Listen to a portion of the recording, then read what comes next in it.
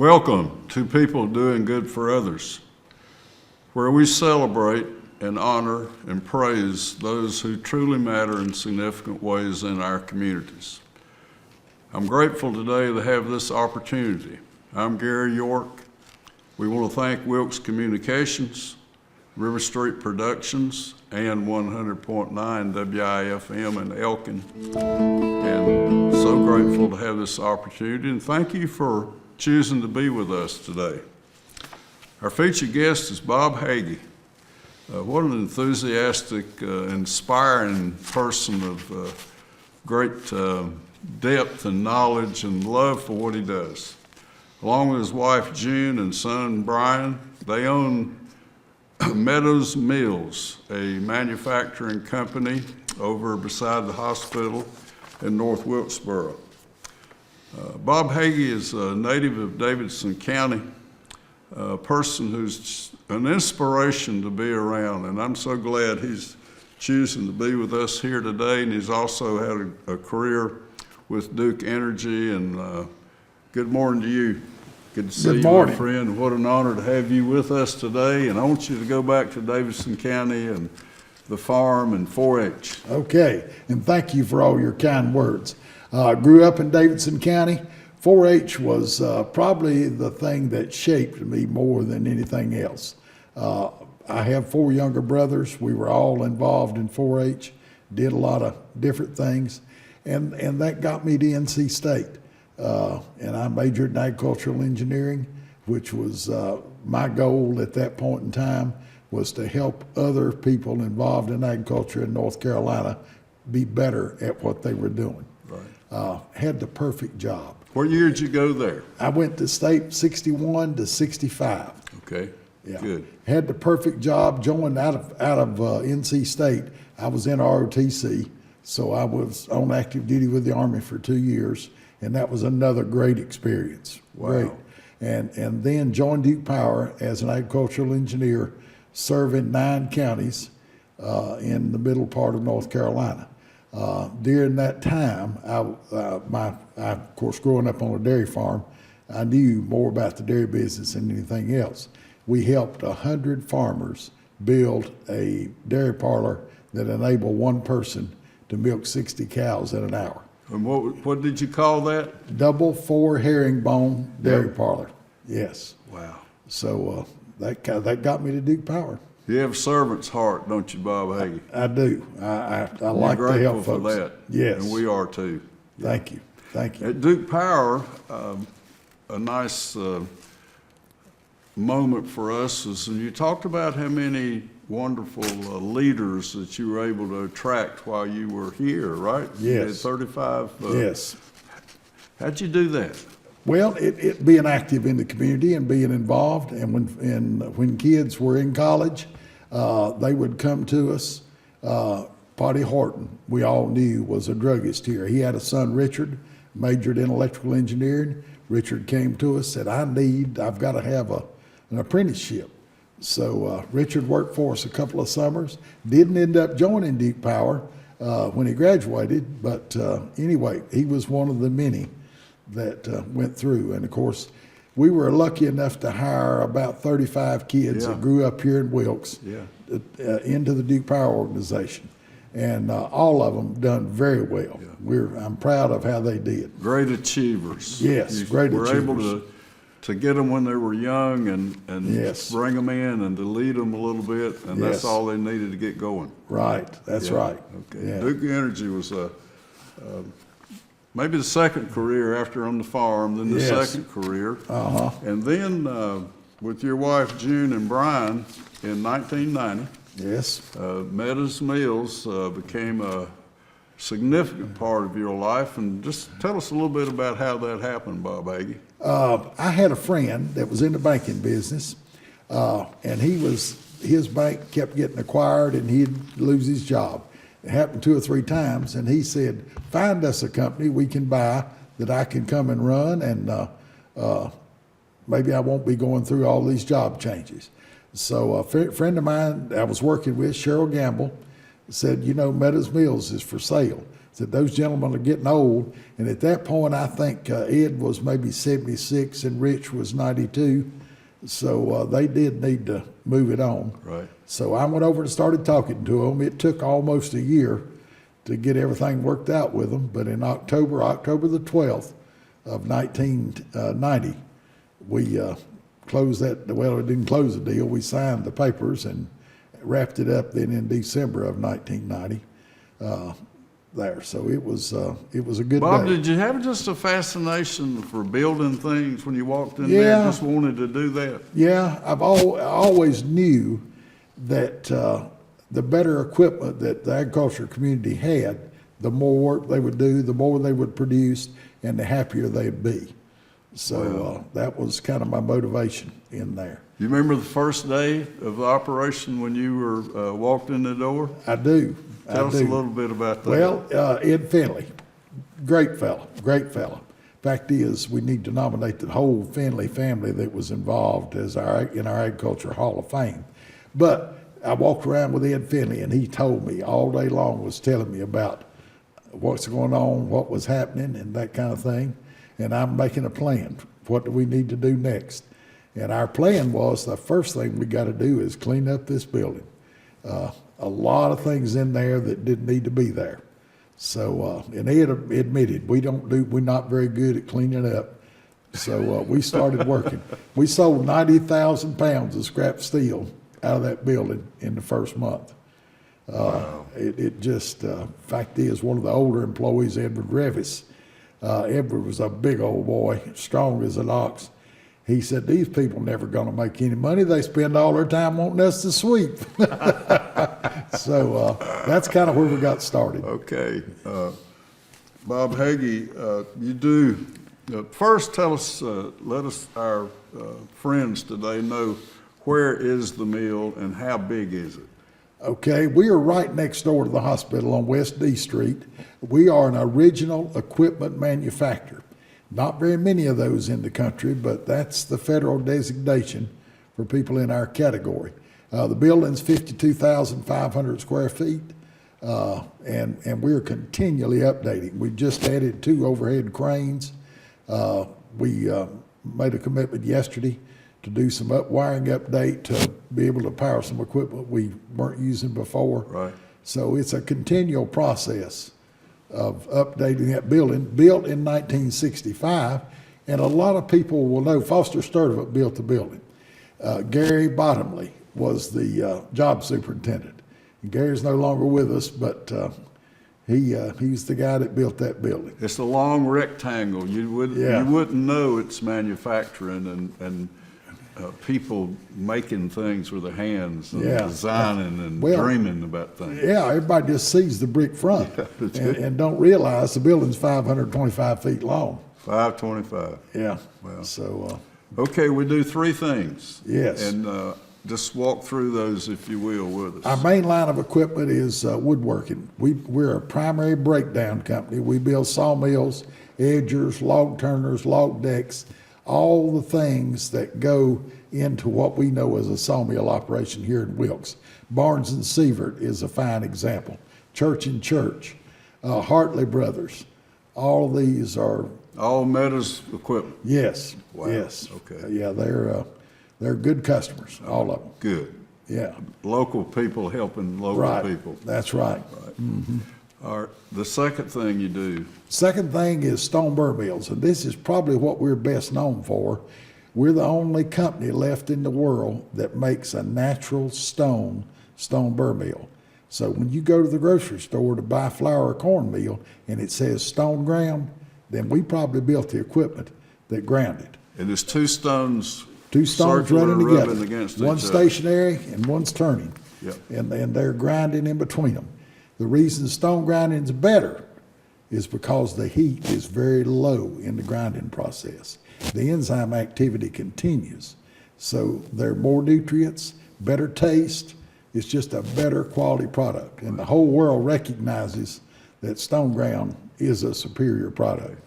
And I happened to my wife has me stop at the Boonville Flour Mill. Yes. And that's your product in there. They're using our Phillips mills. family. Phillips family. They've been customers for a long time. They've got a mill down there that we built in the 20s. Really? It's still running, doing good. Wow. So we're going And the right third on. thing you do? We build a line of hammer mills. Originally, they were designed to make cow feed and horse feed, and still used for that. But now we're selling a lot of them into the recycling industry. We've got a customer in Texas that buys catalytic converters. He grinds them up, runs the metal across a gravity separator table, and takes out the platinum. Wow. And that's what he's after. That's the rare mineral. So what I was thinking riding over today is you process a raw product, Yes. lumber, Yeah. grain, Yeah. and other materials, and you transform things into things we can use. Yes. And you're that key. And that's why we're called an original Right. equipment manufacturer.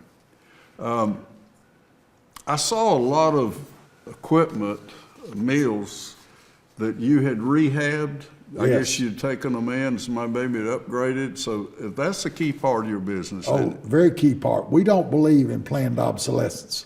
If we build it, we still got a part for it, even back to 1902. Yeah. We probably still got the parts that are needed. And anybody that has an old piece of equipment and wants it refurbished, we do it. Back to the stone, and Yes. you mentioned the Acme stone in Mount Airy. Tell us a little bit about that. Our stone is quarried down at Salisbury.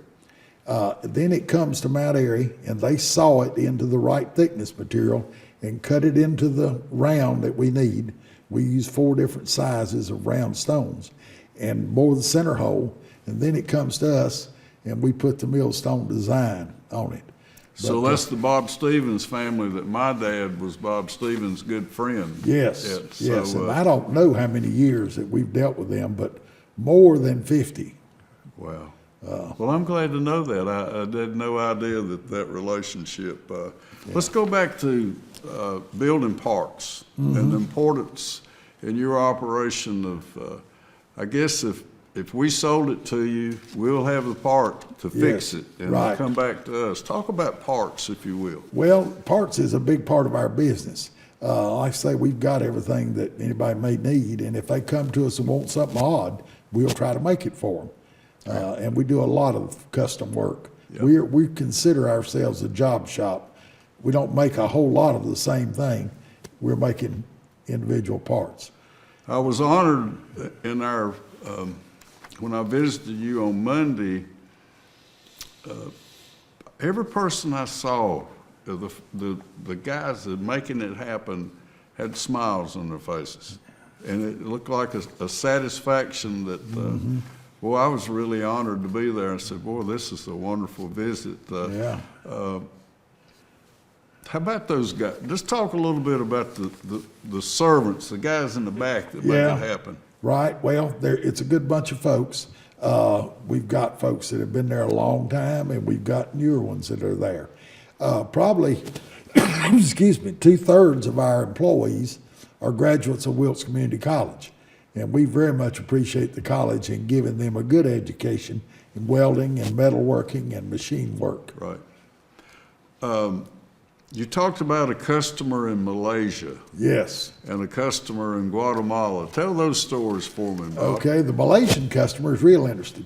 They contacted us by email, having seen our website a couple of years ago, and they said, here's what we want, and they wanted hammer mills. I think it was 4 of them. And we gave them a price quote. They wire transferred the money to us, we built them, and then we shipped it to them. We've never talked to anybody. They don't speak English. Our software translates the language they speak, I think it's Polynesian, into English so we know what's going on. They order more equipment, they order parts. We still haven't talked to anybody, but we can communicate. Bob, where does most things, is it going to be on the ship? Most Yeah, of most it of it's before it going- gets somewhere. Yeah. Tell us about, where do you send it? We send, the containers will come to us and we fill the containers. Then they go to Norfolk, Wilmington, Charleston, and they're Different places. different places according to where they're going. Okay. We have another company we do business with, Hobelman and Caminas in Baltimore, Maryland. They are our freight forwarder. And we've been dealing with them more than 50 years. Third generation of folks there now. And they line all this up and they know where to go and the least expensive way to get it there. Okay. And that kind of thing. So we depend heavily on them. But we load everything in Wilkes. We, up until they stopped coming downtown, we put a lot of stuff on rail, flatbed, in Did you? downtown North Wilkesboro. And mostly, if it's going to Alaska or way up in Canada, it's better to go by rail. Huh. So we've done a lot of that too.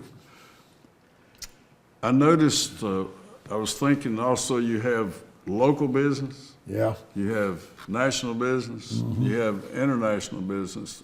Is there a percentage that would help us understand maybe? Yeah, long term, looking at several years, we're about 30% international, about 70% domestic. But now we include Canada and domestic. We Okay. send a lot of stuff to Canada, but they're close neighbors. Okay. So- And then local, talk about that local, you talked about it a moment ago, an opportunity that's just surfaced that's going to help, going to be good for your business because the competitor went away. Yes. This is farm equipment. Through the 20s and 30s and early 40s, we built all the farm equipment that International Harvester, McCormick Deering, Sterling, Sears, Montgomery Ward, everything they sold, we built. In the 40s, when World War II started, we couldn't get steel anymore, so we lost that business. But now, you've had Lineback in Winston-Salem, Long Manufacturing in Tarboro, gone out of business. They were big in the farm equipment. So we see another niche, and we're rolling on, and we're selling it. Good. We're building farm equipment again. Always looking for an opportunity. aren't That's you? right, don't want to miss one. Yeah. Bob Hege, Blue Ridge Equipment here nearby, that's a good. They're one of our dealers. They Yeah. sell some of our farm equipment. And It was we're- most about hay I saw on the floor there, right? Yeah, things that are used to handle hay. Yeah. I love the story about the frames and the local wood and buying, tell us, Yeah. because everything goes out, I guess, In a- is in a frame? No, not everything, pallet or- but most of it are. It's in a crate. Crate, crate. Everything has to be on a pallet. If you're going to put it on a truck, it's got to be on a pallet, and then you need to build a frame around it so it doesn't get damaged. Okay. All right, we use local sawmills, mostly Barnes and Sievert, and boys down at Hamptonville to saw. We buy lumber from them and build crates and ship it on its way. Wow. And people tell us interesting stories about how they've used that crate once they got the equipment out of it. Kids making doll houses out of it and playhouses and all this kind of thing. How many folks serve your company, your staff, and just give us some idea of. We have what- 37 total people. Okay. And gosh, the ones in the community, there's probably 15, 20 companies that we buy things from locally Yeah. there and that do work for us. You mentioned about steel, and I asked you about who's the Yeah, supplier. we buy How the does that majority work? of our steel comes from Benco Steel in Hickory, and they're mainly selling Nucor made steel. But Terry Collins is their rep in this area, and they do a very good job. It's rare. We call Terry before 5 o'clock today, and we'll have the steel in the morning. Brian, Mm-hmm. talk about Brian a little bit. Brian went to NC State. His wife went to NC State. They're both accounting majors. So he worked for a while in Raleigh, and then in Wilmington. And after they had about 3 hurricanes in Wilmington, they decided it was time to get out of there. So they came back and joined us. 94, 95, I think. there. Brian's our vice president, sales and marketing. And he's sales. So he travel some selling? He travels some, yes. Okay. Yeah, and he deals with folks everywhere, and he's good at it. There, because if you don't sell it, you can't make it. Yeah. Yeah. Say in a day, do a lot of new people come now by, or how does give me an idea about the front door? Front door. Who walks in? I'd say that about 50% of our business is repeat business. Okay. And about 50% is new customers. Okay. Yeah. All right. And your wife? She's the corporate secretary. Okay. Keeps all the records. She does all the owner's manuals. Everything you sell, you have to have an owner's manual for it. And Do you June- really? Yeah, and June does all those, gets them out to the customer. We put a little black tube on everything we sell and put an owner's manual in there. And folks will call and say, I can't find my owner's manual. And we say, well, did you see a little black tube? Oh, yeah, I see that. Did you? Well, open it up and look in there. There. So, Bob Hege, what an inspiration. I'm just so excited to be with you today and Thank you. Thank share Meadows Mills and your enthusiasm. Every day, you seem like to me you just sometimes maybe don't like to go to bed at night because you think you'll miss something and to get up and can go do it every day. That fascination, is there some things that kind of drive you about what you do, or Well, how does that work? I like what we're doing, and I like to be involved. Corey Sheets is our chief engineer, and Corey comes up with some wonderful ideas, and we get our ideas by talking to our customers. They'll tell you what they need, and we add new things or revise things. But I like to go to work. I'm 73 years old. Most people would be retired by now, but Junior and I are both 73. Oh, Molly, she probably didn't want me to say that. But anyway, we go to work every day, and we enjoy it. Yeah, I can tell that. You mentioned Ricky Reeves. Yes. Let's talk about him. Ricky Reeves joined our company right out of high school. He went to the community college taking some courses, this kind of thing. He became the best machinist you could ever find. He's been with us 46 years there, and we very much appreciate his years of service and all he's done for us. So he's a Wilkes County man. He's Ashe County. Grew up in Ashe County and still lives right on the southern edge of Ashe County. Okay. But he's there every day. When the folks in town can't get to work, Ricky will be there. He's a good fellow. He celebrated his 45th anniversary last year, and at Christmas we gave him a 9mm Remington deer rifle as his 45th anniversary present. We give service awards to all of our folks. And So he came from Wilkes straight to Meadows Mills. yes, Right. Yes. Well, what does he do? he's a machinist. He uses a lathe and makes our complicated things. The sawmill mandrels, edger mandrels. He turns pulleys that we use. He's doing all the things that are kind of complicated. Okay. He's the best. Is it a good time to turn to Wilkes Community College and talk about the training opportunities to train that you have openings for every day? Yes. Let's talk about that. Let's start our engineering staff. 2 out of the 3 of our engineers are Wilkes Community College graduates. The third one has had courses at Wilkes and then graduated from Caldwell Community College. In the plant, about 2/3 of our folks are 2-year graduates of Wilkes Community College in either welding or metalworking or machinist work. Wow. One of our former employees went to Wilkes Community Colleges and one of the instructors over there. So he knows what we need. Right. And we depend on him to say, okay, this guy can do what you need done. Okay. There, we couldn't do what we're doing and maintaining the high quality that we do without the folks from Wilkes Community College. They're a big part of what we do.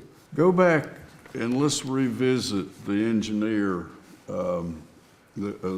I guess he's your top engineer. Yes, Corey Sheets. And talk about him just a little bit more. Corey, I called Wilkes Central High School right after we bought the plant. I said, I need a high school student that wants to come in and clean up every weekend in this building.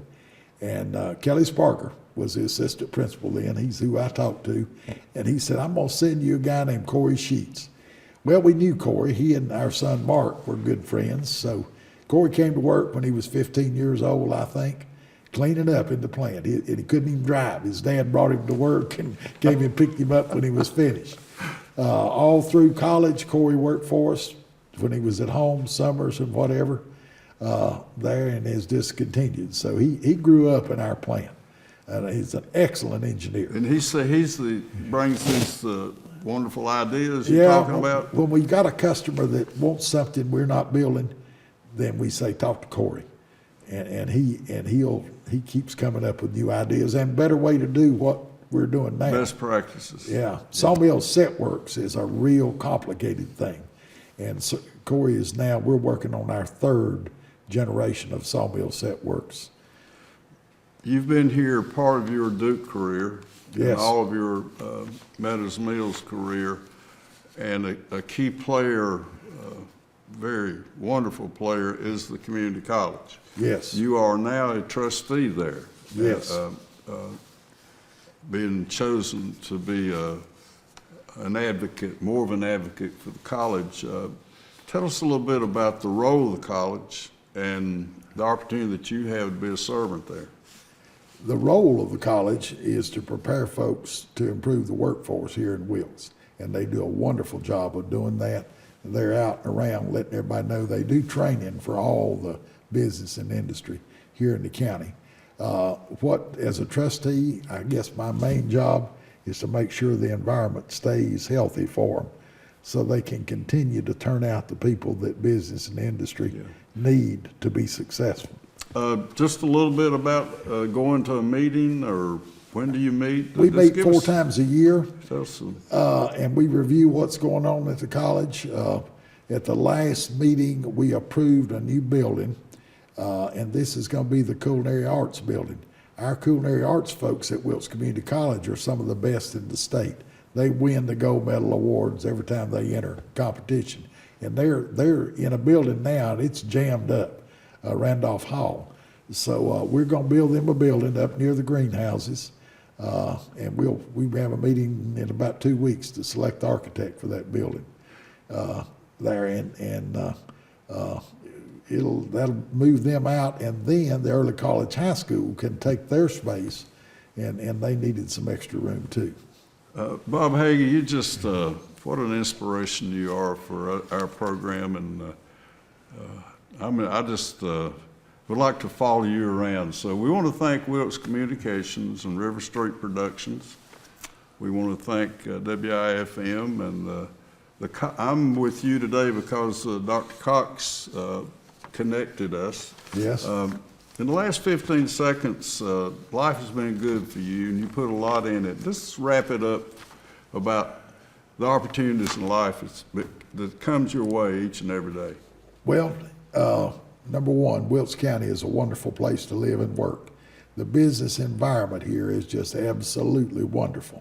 A lot of folks say there's not a whole lot to do here, but you got to look. Yeah. You got to look. Yeah. There's plenty to do and a lot of opportunities. Well, you're an opportunity seeker, and you're a spiritual man, and we're just so happy you're here. And let's do this again soon. All right. Thank you, Bob Hege. Yes, sir.